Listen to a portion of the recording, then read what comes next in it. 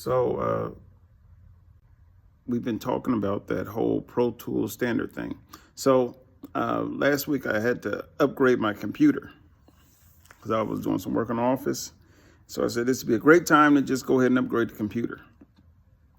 And so upgraded the computer. Computer arrived, hooked everything up, and here comes the process. You know, you have to go through and do the migration from one Mac to the other. So I did all of that. Everything was cool. No hitch-ups, no hiccups, no whatch-ups, none of that. Everything worked great.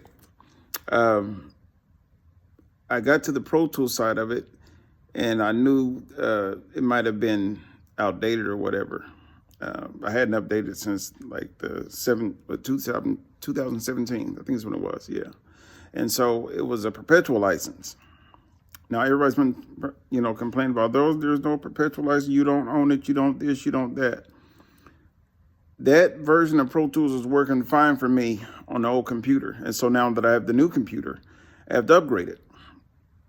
And people were talking about how much it was. It was only $200, and plus they give you $10 back for the perpetual upgrade. Now I hadn't upgraded it since 17, and it still worked fine. Sounded great. So today I upgraded the Pro Tools, and it was just the studio version of it, which was no DSP, no nothing, no HD, nothing, just loaded it up. I was actually up and running within 10 minutes, so I don't know how hard it is for other applications to load and do all of that, but with Pro Tools, they make their software for their hardware, and that's how they become that standard. But, I was able to use a Claret, I think is what it was. I think it's Claret, Focusrite Claret, instead of using their hardware. Still no problems. If there ever was a GOAT, Avid is that, or Pro Tools is that. People have a lot of things to say about what isn't the standard and what is the standard. Well, you can pretty much do anything in Pro Tools. Anything you can do in those other applications, you can do in Pro Tools. You can. And it's from an engineer's thought process, I guess. Like I said, people like to have things done easily. They like the ease of things. They like to be able to just, here, put this here and put that there and let's go. Well, that's good, but it didn't really show you how your instruments work and how your instrument that you're using, your computer and all of that, how would you do all of that if you didn't have the computer? How could you do it? Could you make plugins or could you connect hardware without the computer if you had to? Well, Pro Tools keeps you in line of thinking like an engineer. All those wires on Reason, they show you that stuff. But until you actually grab wires and start plugging things in, that's a whole nother side of it. Use both, right? Use the digital and the analog. But the easiest version of using analog and digital together to me, was Pro Tools. I can plug in. As a matter of fact, I can use all my hardware as a plug-in. And I'm sure you can try to wire that stuff up with the other apps. But at the same time, the other apps are trying to beat out Pro Tools. Pro Tools isn't trying to beat them out. They're trying to keep up with Pro Tools. And so I'm not saying that, Pro Tools is the best for everybody. It's the best for me. And obviously it's the best for a whole lot of other producers and engineers across the world, in all languages, in all countries. And so, I don't know. People say, well, this is a dead conversation. No, not really. No, not really. It's not. You actually have to choose what you're going to buy today, thinking about where you're going to be in 10 years. You have to do that. It's like you can't just, I'm going to get the latest new thing for right now. No, you have to think about what's going to be in 10 years. And so some people say, well, Pro Tools, they have their hardware and they change out their hardware and they don't support this and they don't support that.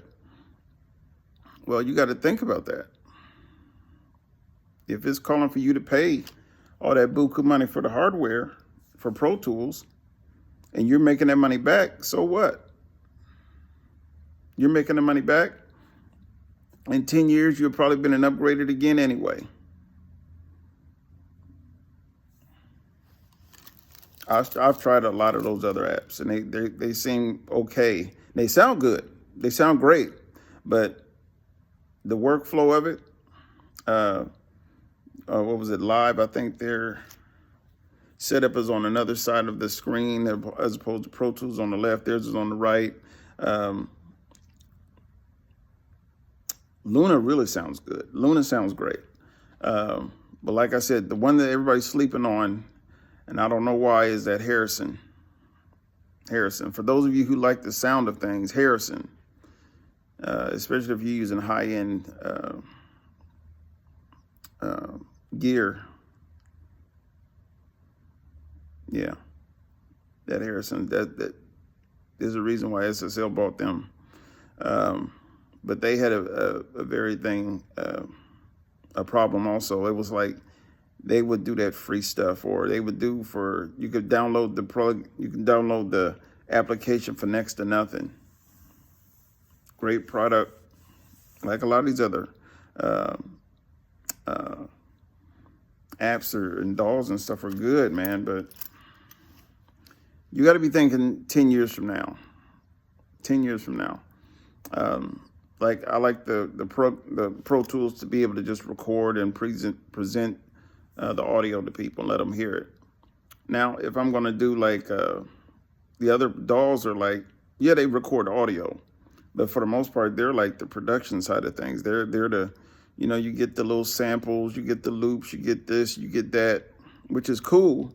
But at the same time, you got to think 10 years from now, what kind of music going to be doing then? And you got to buy for that. And sometimes you don't know what kind of music you're going to be doing 10 years from now, but still, you got to make yourself really think about what you're doing. You do. And if you don't, it's going to be a problem. It's going to be a problem. And we'll still be having the same conversation 10 years from now, talking about, Fruity Loops is the standard, or so-and-so is the standard. Well, I got a lot of that stuff, and I listen to it, I play it, I use it, I try it. It's cool. But yeah, this conversation is nowhere near being over. Y'all complain about how music don't sound the same as it used to, and it's not as attractive as it used to be. Well, the thing you got to really think about is, what are we using? What's different? How are we using it the right way? Are we using even the applications or the DAWs? Are we using the DAWs correctly? Are we using them right? A lot of times we mess up our own sound. Overdriving the plugins, you mess up your own sound.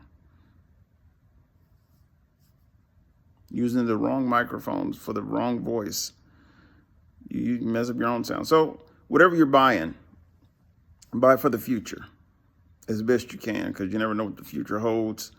And some of the companies are going to go under. New companies are going to show up.